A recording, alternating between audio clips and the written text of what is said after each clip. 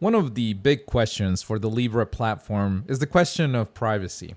After all, it is being introduced and led by Facebook. Given the scandals that have taken place in the press throughout the last few years, this is something that Facebook needs to worry quite a bit about, and the customer audience would look at very closely. So let's take a look at some of the makeup when it comes to privacy and walk through some of the scenarios. The very first one is that Calibra, the main application that will be introduced as the app through which you can buy, sell, transfer, receive cryptocurrency, will not be owned directly by Facebook. That means it will not live within the Facebook ecosystem, and it'll keep blockchain transactions separate from Facebook. That means there will be no ad targeting, and the identity will not be tied to blockchain transactions. When it comes to reaching out to the unbanked, the 1.7 billion throughout the world, which is one of the mandates for this platform, that is going to be one of the challenges. How do you integrate a population that does not have identity, very many of them, and at the same time provide some of the safety and regulations that many nations required?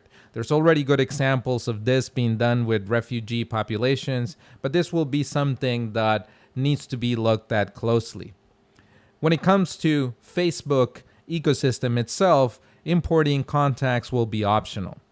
Transactions will not be shared with Facebook, and again, the intent is for the platform to not be used to target ads, to rank your news feeds, and you don't even need a Facebook account to enter into this ecosystem, to participate in the Libra platform. The platform, in fact, is completely open. It is open to third-party developers, and the goal is for the Libra Association to incentivize the developer community to start creating applications, to incentivize the partners, the members of the Libra Association to create and to use this platform as well. And so one of the big questions when it comes to this environment, given that it is a currency, that it is an asset that is very dear to most people, and in many cases could ruin people's lives if it was compromised, is how is the developer ecosystem going to be policed? If we think about a parallel, say, to the Android ecosystem and the app stores, that has been challenging.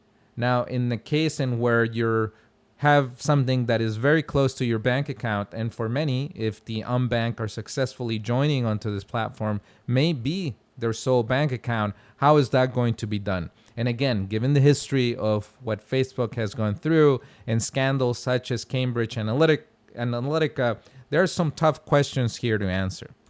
The other thing as well is that it is not the blockchain is a blockchain platform. It has the properties of a blockchain. However, it is not a public blockchain. That means it doesn't have millions of nodes. It doesn't have some of the properties that are inherent to the open ecosystem.